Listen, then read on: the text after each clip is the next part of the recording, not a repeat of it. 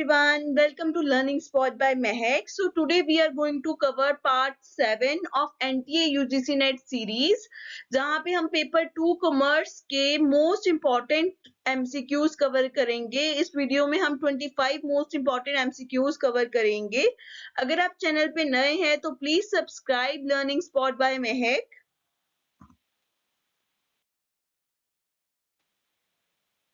Now, first question, an organization's client, competitors, suppliers, and employees are typical segment of the stakeholders group, mega environment, internal environment या task environment. तो इसका correct answer है हमारा task environment.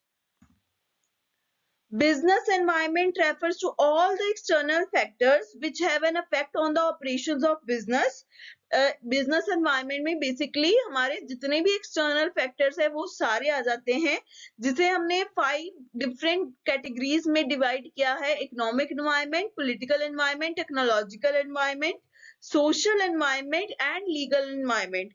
वहीं पे task environment एक अलग segment है बिजनेस एनवायरनमेंट का, जहां पे ऑर्गेनाइजेशन के clients, competitors, suppliers and employees आ जाते हैं. ठीक है, तो करेक्ट आंसर है D, task environment. Now next question, which of the following statement is true? Political interference in the market makes it less friendly for business. तो ये statement बिल्कुल correct है. Political interference जब होती है तो business के लिए वो थोड़ा less friendly होता है. ठीक है. Second statement, government has a lot of power over businesses and companies can do nothing about it. ये भी बिल्कुल correct statement है. ठीक है, तो इसका आंसर आएगा both first and second statement. तो गवर्नमेंट का पूरा कंट्रोल होता है, रूल्स, बैरियर्स, रेगुलेशंस होते हैं. ठीक है, पावर होती है गवर्नमेंट के पास ओवर द बिजनेसेस, तो कंपनीज उसके रिलेटेड कुछ भी नहीं कर सकते. ठीक है.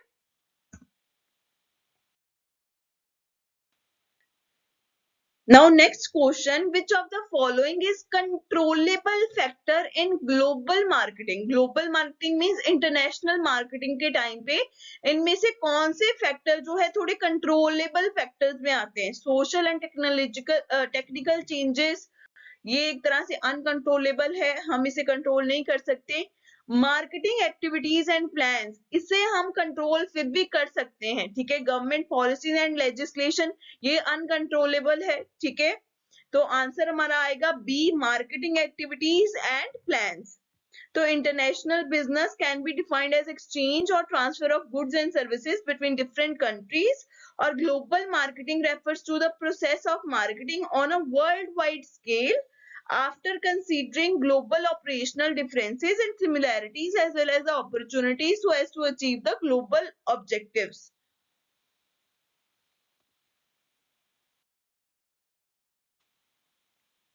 Now next question, which of the following statement is false? Government may liberalize trade and result in economic gain. तो गवर्नमेंट कर सकती है लिबरलाइज ट्रेड को और उसकी वजह से उन्हें इकोनॉमिक गेन भी होता है, तो ये स्टेटमेंट तो ट्रू है. ठीक है. Government always act in the national interest of trade, ये स्टेटमेंट हमारी फॉल्स है. Government always act in the international interest of trade होता है. ठीक है, तो आंसर आएगा B only. Second statement is false. ठीक है. Political interference is any measure taken by the government that influence the economy with the intention of altering the balance and outcome of free market, and government try to intervene in the trade between countries and by reducing or tightening the trade barriers, or government will take step to liberalize trade with the which result in economic gains, and government act in the international interest of trade. ठीक है.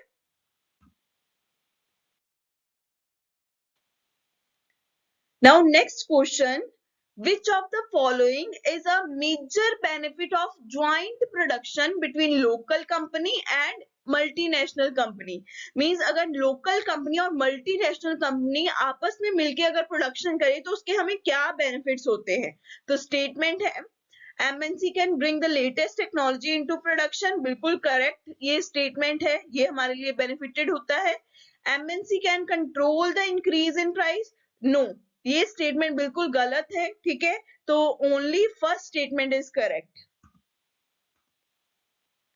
Globalization refers to the process in which economies of different countries integrate with each other in order to bring about the cross-border exchange of goods and services, labor, technology, and also funds. MNC is the abbreviation for multinational company. The major benefit of joint production between the local company and multinational company is that it can bring the latest technology into production.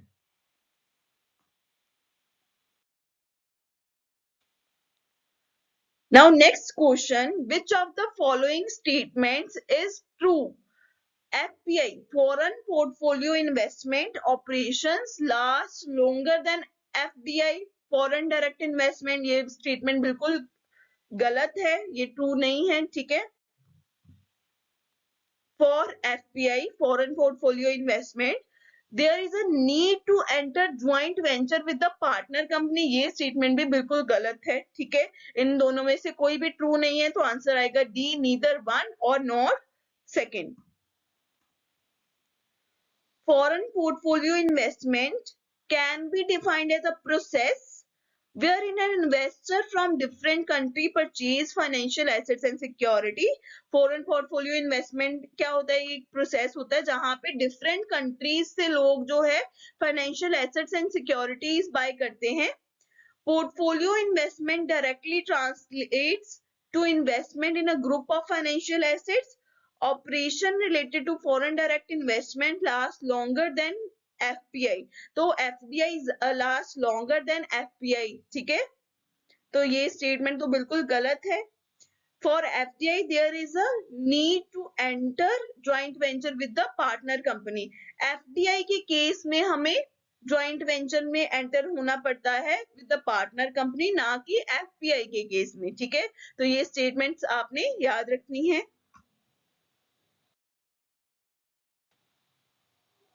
Now next question, which is the best applied economic integration to the US economy? Common market, custom union, free trade area या monetary union? तो correct answer है D, monetary union. तो यहाँ पे regional trade agreements को एक तरह से हम टेरिटरी अग्रीमेंट भी बोलते हैं. ठीक है, अग्रीमेंट बिटवीन टू और more countries with the objective of promoting the transfer और exchange of goods and services between countries in the agreement.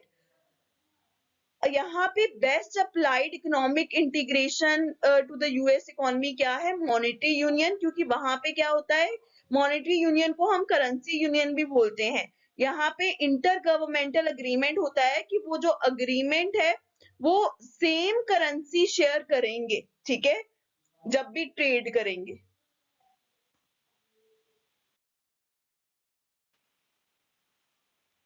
Now next question है मैच द फॉलोइंग, जहां पे हमारे पास लिस्ट 1 है, लिस्ट 2 है. IMF, इंटरनेशनल मॉनेटरी फंड, कब implement हुआ है? 1944 में.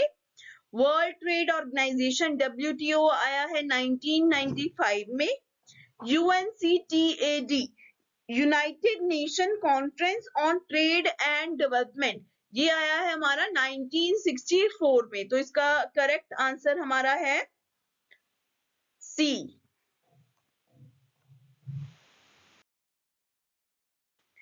International economic institutions are organizations which look into the dealings in international trade and formulate various rules and regulations with respect to cross border trade. तो इसके लिए हमारे पास इंटरनेशनल इंस्टीट्यूशंस है, world trade organisation, international monetary fund, united nation conference on trade and development. World trade organisation हमारा है 1995 में. IMF 1944 में इंप्लीमेंट हुआ. UNCTAD हमारा 1964 में आया है. तो ये आप एक पेज पे लिख सकते हो सबकी फुल फॉर्म्स और किस ईयर में ये इंप्लीमेंट हुआ है. तो ये एक तरह से इंपॉर्टेंट क्वेश्चन है, इसमें से कोई ना कोई क्वेश्चन आता ही है.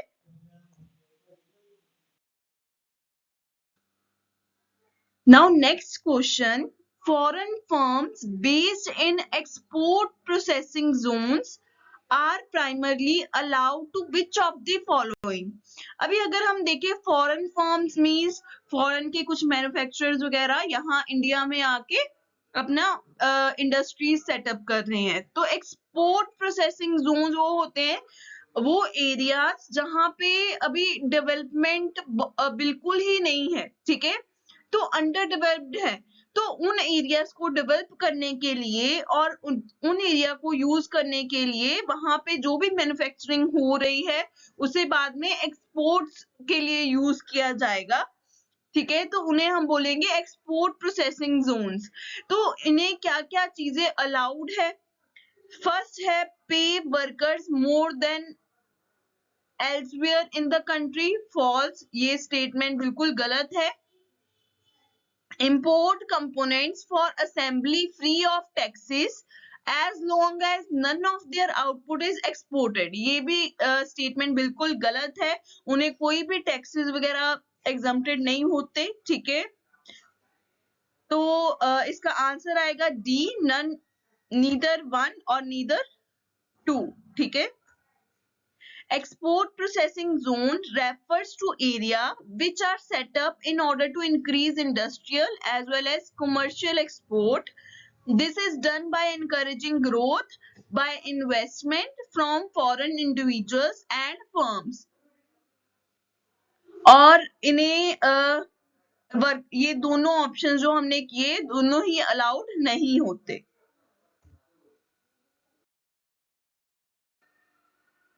Now next question. For an office equipment dealer, which of the following is a revenue expenditure? अभी कोई एक डीलर है जो ऑफिस इक्विपमेंट्स में डील करता है तो उसके लिए रेवेन्यू एक्सपेंडिचर क्या होगा? एक होता है कैपिटल एक्सपेंडिचर जो हम लॉन्ग टर्म के लिए खर्चा करते हैं, ठीक है, जिसका बेनिफिट हम लॉन्ग टर्म के लिए लेते हैं। रेवेन्यू एक्सपेंडिचर जो हमारा हर साल खर्चा होता ही है, ठीक है। तो purchase of office equipment for resale, ये बिल्कुल करेक्ट है, ये हमारा एक रेवेन्यू एक्सपेंडिचर है। Purchase of delivery vehicle for sales department, ये हमारा कैपिटल एक्सपेंडिचर है। सेल्स प्रमोशन कॉस्ट, ये भी हमारा एक रेवेन्यू एक्सपेंडिचर है।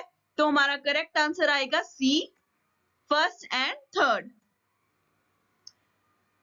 तो different type of receipts and expenditures होते हैं। एक तो कैपिटल रिसिप्ट, कैपिटल एक्सपेंडिचर जिसका बेनिफिट हम लॉन्ग टर्म के लिए लेते हैं। रेवेन्यू एक्सपेंडिचर जो हम with in 1 year 1 accounting period में उसका बेनिफिट हम कंज्यूम कर लेते हैं। Now next question, balance sheet reflects the financial position of the firm for a certain period of time, for an uncertain period of time, during a period of time या at a point of time। तो इसका correct answer है D, at a point of time। Means balance sheet एक तरह से financial position बताती है firm की at a particular point of time, ठीक है, at the end of year 31 मार्च, ठीक है, उस टाइम पे वो बैलेंस शीट में फाइनेंशियल पोजीशन ऑफ फर्म को रिफ्लेक्ट करती है।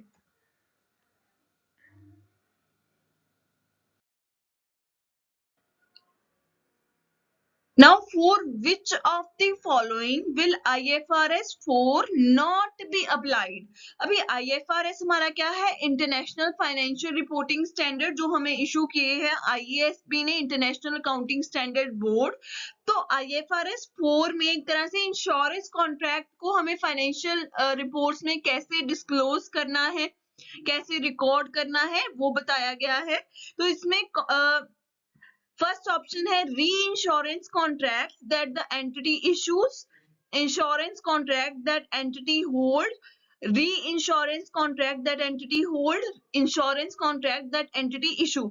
तो इस IFRS 4 इनमें से कहां पे अप्लाई नहीं होता? तो इसका करेक्ट आंसर है B, insurance contract that the entity holds, ठीक है। IFRS 4 deals with the insurance contract. It is applied for reinsurance contracts that entity issues, reinsurance contracts that entity holds, insurance contract that entity issue, but it does not apply for insurance contracts that entity holds.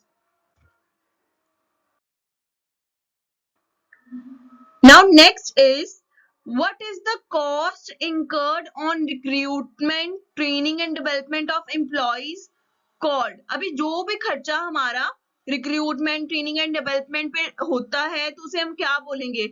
Historical cost, opportunity cost, replacement cost या none of these? तो इसका correct answer है हमारा historical cost. Human resource accounting is an advanced accounting concept wherein the firms view expenses on human resources as expenses on assets rather than the normal expenses. Humans are treated as an asset for the company, which are completely different from the other physical assets like plant, machine and building. The cost which is incurred on recruitment, training and development of employees is called historical cost. जैसे human resources को भी हमने एक तरह से अपने business के लिए assets ही माना है, तो जो भी हम उन पे खर्चा करते हैं तो उसे भी हम historical cost ही treat करते हैं. ठीक है.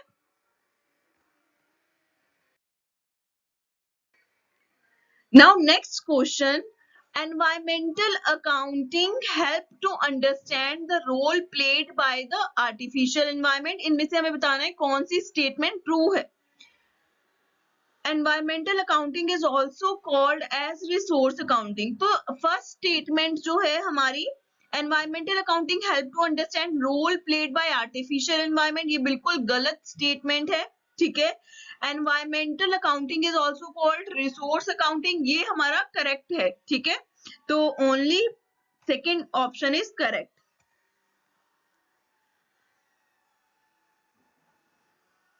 Environmental accounting refers to the method of accounting which is used to record all such elements which are not recorded in private and public accounts. Environmental accounting tries to record the various costs incurred while using nature.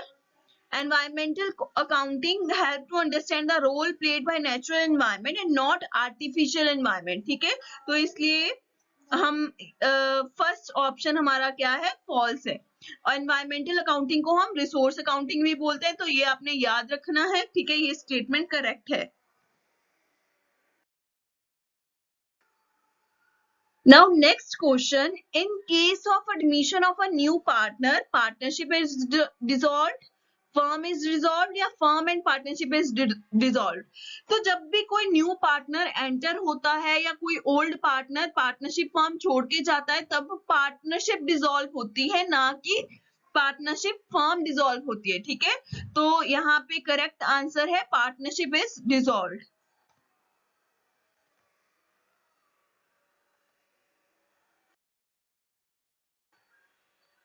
Now next question, which of the following statement are true about insolvency of partners? The loss incurred by insolvent partner must be borne by solvent partner in capital ratio. Insolvent means कंगाल हो जाना. ठीक है, अगर कोई partner बहुत ज्यादा losses में है तो जो भी लॉस इंकर करता है हमारा इंसॉल्वेंट पार्टनर, वो कौन बॉर्न करता है? Solvent partners in their capital ratio. ये स्टेटमेंट बिल्कुल करेक्ट है. ठीक है. If partner become insolvent then company और फर्म आल्सो बिकम इंसॉल्वेंट, ये स्टेटमेंट हमारी गलत है. ठीक है, तो ओनली वन इज करेक्ट.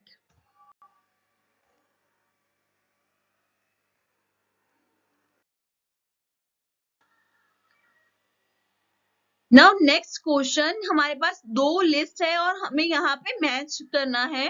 तो issue of share at a premium, issue of share at a discount, book of account और स्वेट इक्विटी शेयर, इनके सेक्शंस के साथ हमें मैच करना है.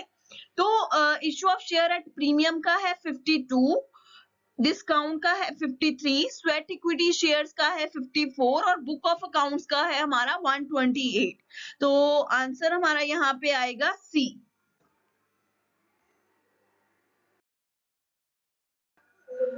Issue of shares is a process in which company issue its share to the public in different stages. The Indian Companies Act 2013 has laid down certain rules and regulation with respect to issue of share. Section 52 में issue of share at premium बताया गया कि कैसे deal होगा. At discount 53, books of accounts कैसे maintain करेंगे 128, sweat equity shares 54.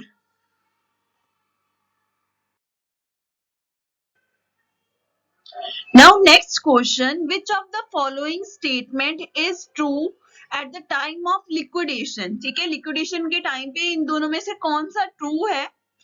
Calls in advance on share have priority over payment of paid up share capital of that class. तो ये statement बिल्कुल correct है. ठीक है, call in advance को हम priority देते हैं over the payment of paid up share capital. Means जो पेड अप शेयर कैपिटल को पेमेंट देने से पहले हम जो कॉल इन एडवांस आते हैं हमारे पास उसे पहले पे करते हैं. ठीक है, ये स्टेटमेंट बिल्कुल ट्रू है. Salaries due to the manager, directors and secretary are preferential. No, ये स्टेटमेंट हमारी फॉल्स है. तो आंसर आएगा हमारा A, only first statement is true. Liquidation का मतलब होता है जो अगर हम जो कंपनी चला रहे हैं उसे शट डाउन कर रहे हैं. ठीक है, उसके जितने भी एसेट्स है वो हम सेल ऑफ कर रहे हैं. ठीक है, और हमारे क्रेडिटर्स को हम पे कर रहे हैं, उसके जितने भी डेट्स हैं उसे क्लियर कर रहे हैं. ठीक है, तो liquidation of at the time of liquidation of company, call in advance on share have priority over payment of paid up share capital of that class. And salaries due to manager, director and secretary are not preferential. ठीक है,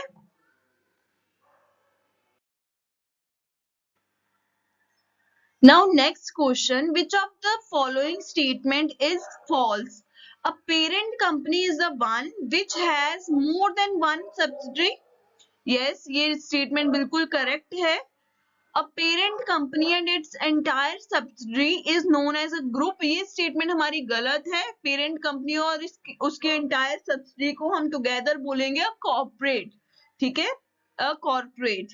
तो इसका correct answer है only second is false. Parent company refers to such companies which have that amount of voting stake of another firm which enable the company to have a control over the management as well as operation of the firm. This is done by influencing and electing the board of directors. Firm under control of parent company is deemed to be a subsidiary company. A parent company can have a number of subsidiaries. ठीक है, more than one subsidiary हो सकती है. But parent company and its entire subsidiary is not called as a group. It is called as a corporate.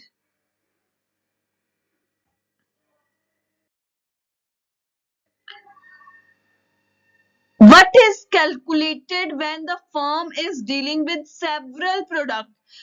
अगर firm के पास several products है तो वो क्या कैलकुलेट करेगा? Break even point, break even sales, cash break even point या composite break even point? तो इसका करेक्ट आंसर है D, composite break even point.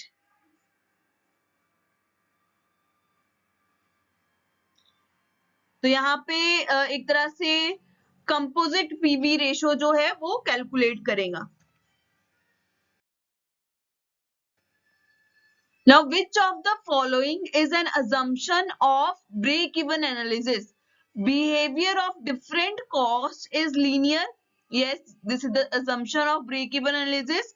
Selling price per unit remain constant. ये भी बिल्कुल correct है. ये भी assumption है. तो both 1 and 2 are correct.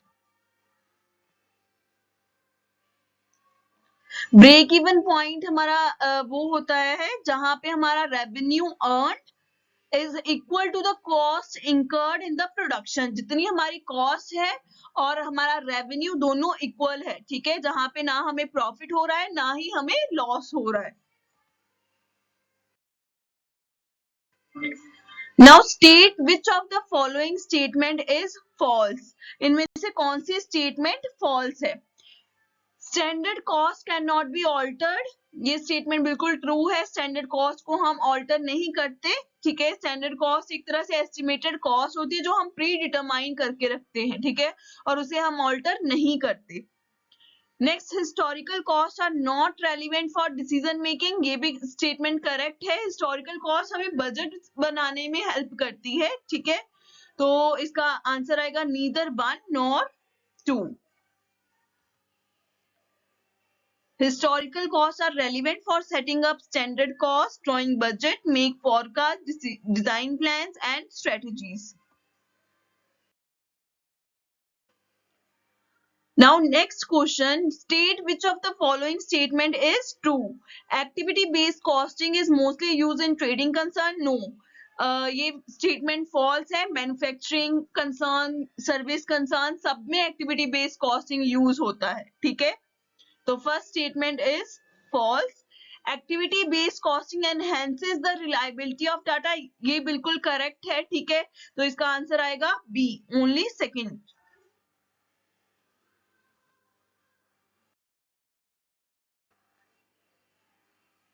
Now next question, which of the following statement regarding contribution analysis is true? If contribution is negative, loss is less than fixed cost.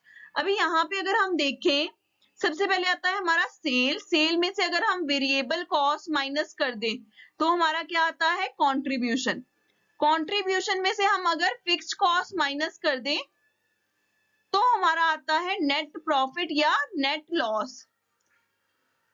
ठीक है, तो यहाँ पे अगर देखो सेल माइनस वेरिएबल कॉस्ट है.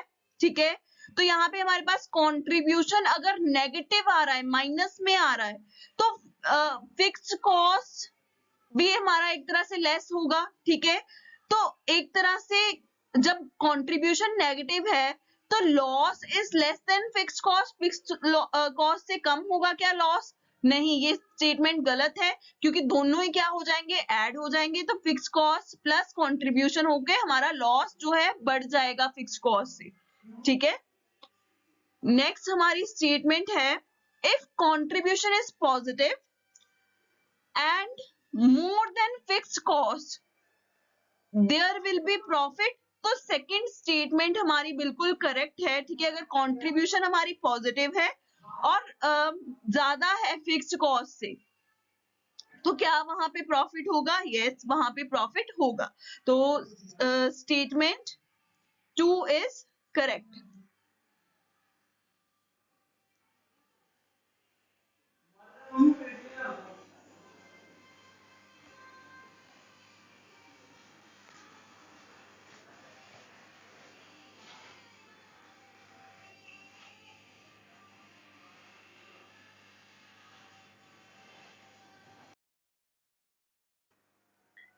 Now, which of the following statement is not correct? Life cycle costing can be used to trace all the value of a product. ये statement बिल्कुल correct है. Life cycle costing में हम किसी भी product की overall value starting से, production के starting से till the dispose of a product पूरी value हम record करते हैं. ठीक है, trace करते हैं. And life cycle costing can only B use for short term basis. ये स्टेटमेंट हमारी गलत है, तो करेक्ट आंसर है बी, ओनली सेकंड, क्योंकि हम लॉन्ग टर्म बेसिस पे इसे यूज करते हैं.